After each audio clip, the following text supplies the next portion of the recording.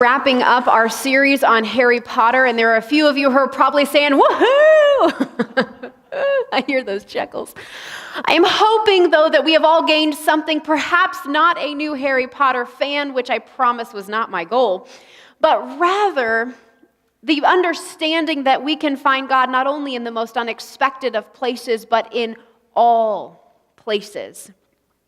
You know, the author, Rowling, she's a person of faith, and she took time to instill virtues and values into the series, and you can find it all over the place. But she never intended to tell people exactly what to believe, but rather found it important for people to be invited into a journey to explore and to struggle with the hard questions. And that's part of our goal. Exploring a God who is bigger than our own understanding, one who often presents more questions than answers. So today we're wrapping up the series by talking about the House of Slytherin. Now, in every good story, there is a villain, and this is it. As you read through it, you want not to like them. And it's funny, the author talks about one particular character, and she said, I don't know what it is about girls, but we always want to fall for the bad boy, and they feel like underneath this character is a heart of gold, and she said, I want to tell people there is no heart of gold under this character. But as we read through what feels very black hat and very white hat, all of a sudden things aren't so black and white anymore, and towards the end, some of those characters make some of the most defining and redemptive moves in the series. Now, Slytherin is very dark and mysterious. Their common room, in fact, is in the dungeons. And so I felt like the dry bones passage, as we're talking about bones and things, might feel very appropriate for that sort of a setting. And they're more than a cloak and dagger type of a people. They're ambitious. They're quick on their feet. They're clever and persistent. They're willing to do what it takes to get the job done. They would have what I use, the word I love to use, moxie. But they're also a resourceful house, willing to work to make the unrealistic realistic, willing to do what it takes, willing to get their hands dirty. And there's nothing that seems off limits to the Slytherins. They look at it and they say, what do I need to do to achieve what I need to achieve? As an example, early on in the series, they talk about the Chamber of Secrets, and each of the founders of each of the houses was able to decide what they wanted their house to look like, where they wanted it to be located, what the dorm and the common areas would be like. So the founder of Slytherin chose to build a secret chamber under the school. Maybe initially so that he could teach them maybe some of the less acceptable spells. Later, there's some theory that perhaps he wanted to utilize it as a way in which to purge the school of all of those who were not pure of blood. And yet there's another Slytherin who chooses to use the public perception and the connections that he's made. He wants to use them to his advantage. And he begins to play both sides of the table, as so it appears, because he wants to accomplish the greater good. Essentially, resourcefulness is realizing there is a need and using what is available to meet that need. So we're going to follow two veins a bit today. We want to explore the need that exists, and then we want to see how God uses what's available to respond to that need. Quite a long time ago, when John Wesley was alive, he had what he called the Holy Club. Has anybody ever heard of the Holy Club? Oh man, we got to work on our Methodist history here. He had the Holy Club. Then he started to create this system that became known as the Methodist Church, and he had classes that he created. And as they began to meet, they had these 22 questions they were supposed to review. Things like, am I a hypocrite? Am I honest in my actions? Can I be trusted? Do I go to bed on time and do I get up on time? When did I last speak to someone about my faith? And they go on and on. And what they seem to indicate was that perhaps fruitfulness was evidence of a healthy soul. And at some point down the line, somebody summed up these 22 questions into one question that simply says, how is it with your soul? And we're not talking about salvation. We're not talking about where you're going when you die. We're not talking heaven, earth, any of those kinds of things. We are talking about how is your relationship with God? How are you feeling spiritually? And Wesley wanted to ask, what's underneath what we see on the surface? What's going on in here? And it's a difficult question to answer because we're not used to those kinds of questions. Can you imagine if on a Sunday morning we exchanged, how are you, with how is it with your soul? It might be a lot quieter. The question requires an honesty that we're generally not prepared for. And it may remind us that we're afraid of what it means if we say, my soul's not good. I mean, what happens if I admit that my own soul is dry and cracked and weary?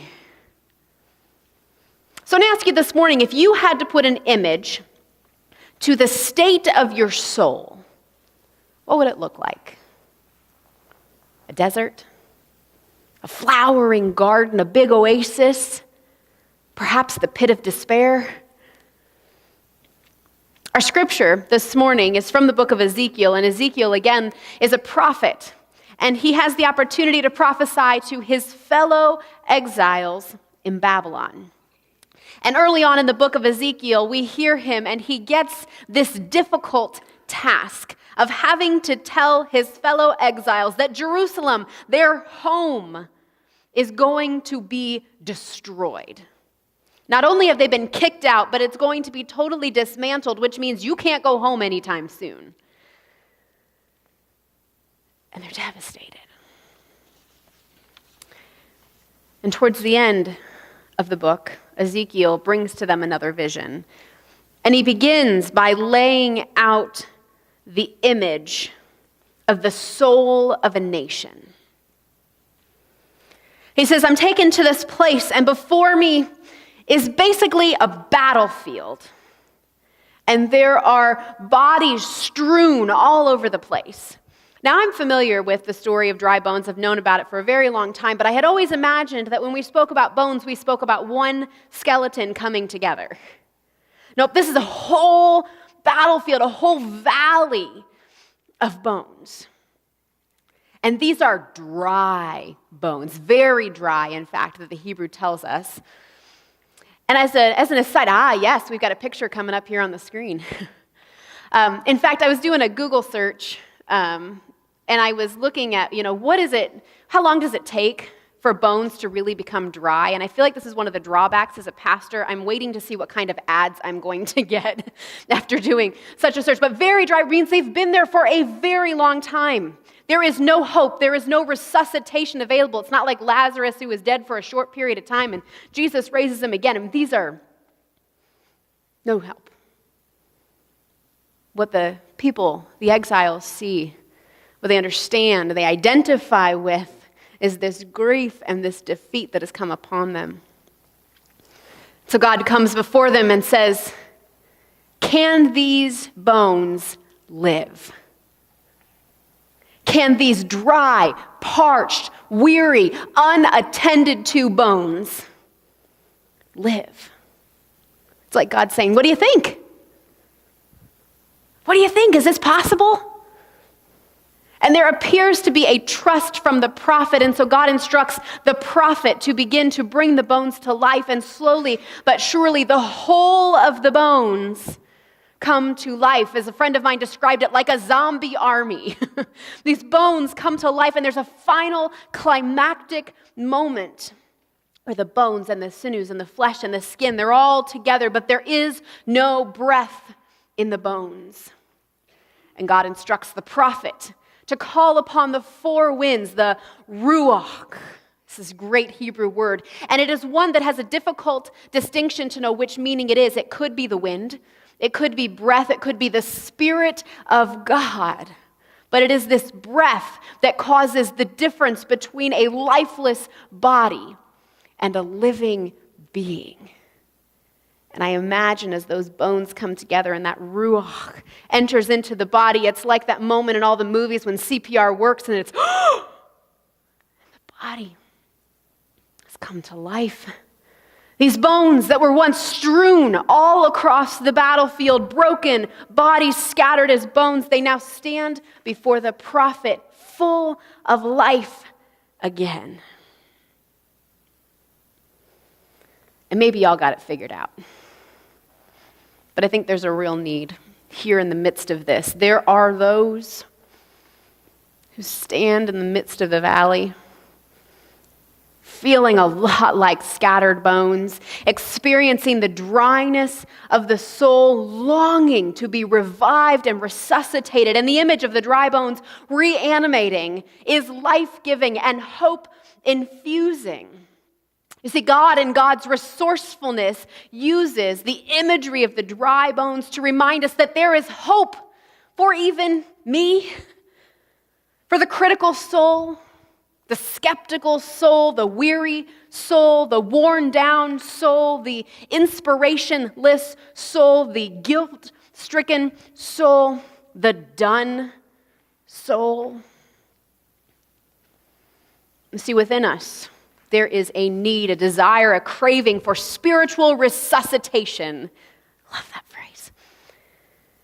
And some have more of a need at this moment than others.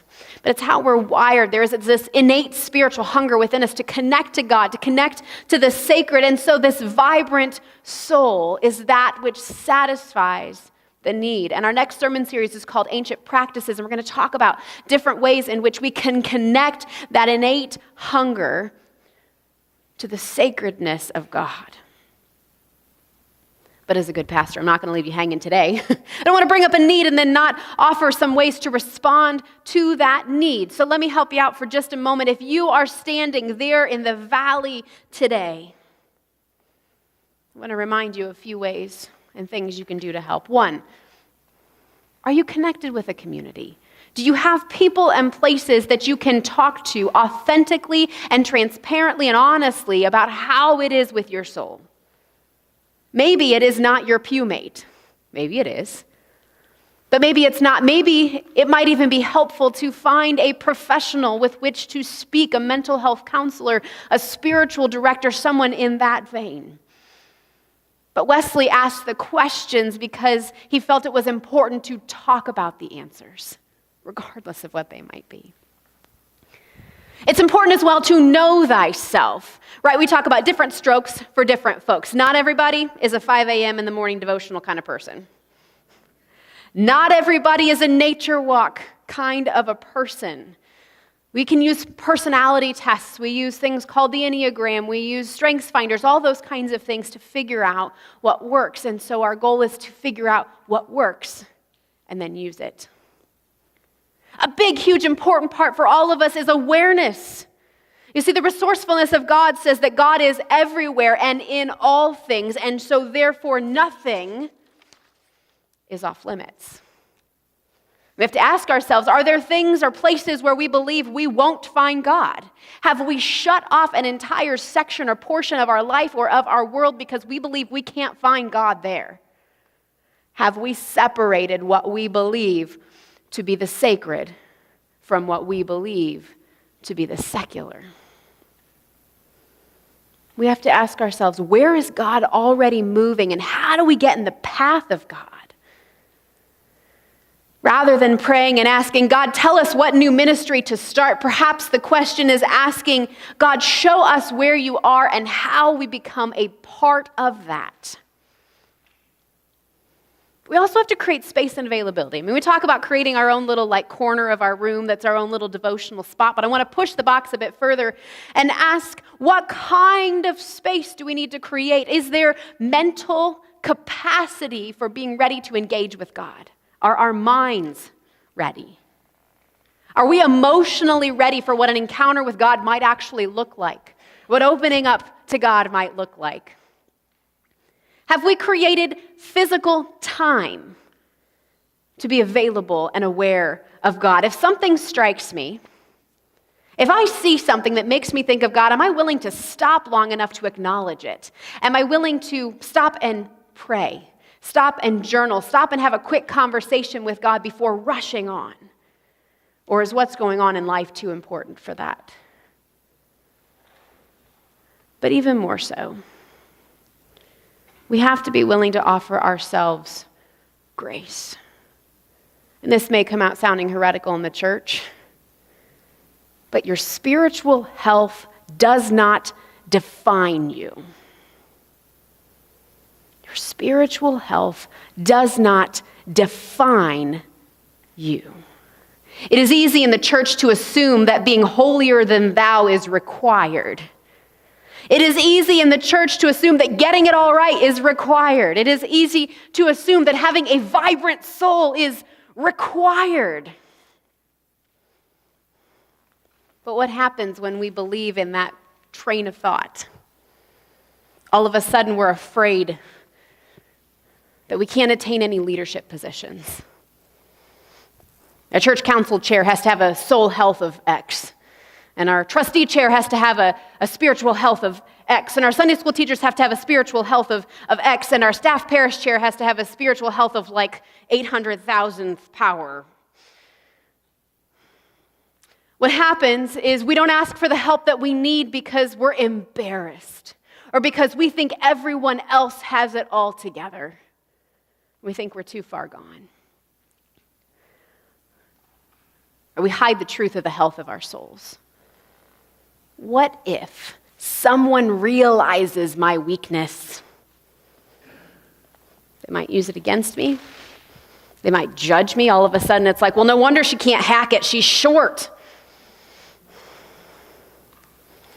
Guys, there are days when I am the one standing in the midst of that valley of dry bones, when my own soul is dry and cracked and weary. And what I've learned is that I have to be honest about it. Because God's resourcefulness meets me where I am. If God can use the resuscitation of dry bones to remind the exiles of the hope of the resuscitation of their own souls, what is it that God might offer to me, to you? As we prepare for our Ancient Practices series, we're going to hear about a lot of different resources that God offers. Ways in which we can connect to God, ways in which we can resuscitate our souls, and it will barely scrape the surface of the options that are available. And some may feel like things we expect. Guys, we're going to talk about prayer. We expect that. But some may feel a bit unconventional, some may feel weird, some may feel they're not Christian enough. But here's the thing. Our devotional life, our relationship with God is not always packaged neatly. It is not always a 30-minute devotional study with my coffee while I'm in Guatemala on a missions trip that looks like an Instagram picture. I'm not going to lie, a friend of mine actually has posted that one. Guys, I got 3 kids, right? I love my sleep. I love to spend time with my husband. I love to take time to zone out. And I think God gets that. And sometimes, right, wrong, or indifferent, the best part of me is the one that shows up at work. That is where I'm focused. That's where I'm motivated. That's where I have resources. That's where I find privacy without guilt. And so I have to figure out, how do I take advantage of that? When I have that aha moment, when I come across questions that need answering, when I come across something that strikes me, I have to give myself permission to respond to God. Now, maybe you're most aware when you're having conversations with friends, when you're taking a walk or petting your dog, or when you're baking, or when you're watching football. I don't know. But how do we take advantage of the resources that are right in front of us? Because at the end of the day, we have to figure out, how do we connect our dry bones to the one who resuscitates our souls? How do we get to a place where we're not afraid to ask, how is it with your soul? We have to be willing to see all of creation as a resource that God might use to connect with us.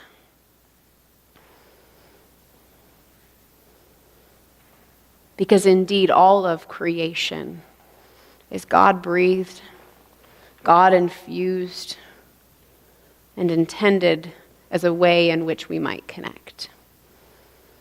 May we all be open to that. Amen.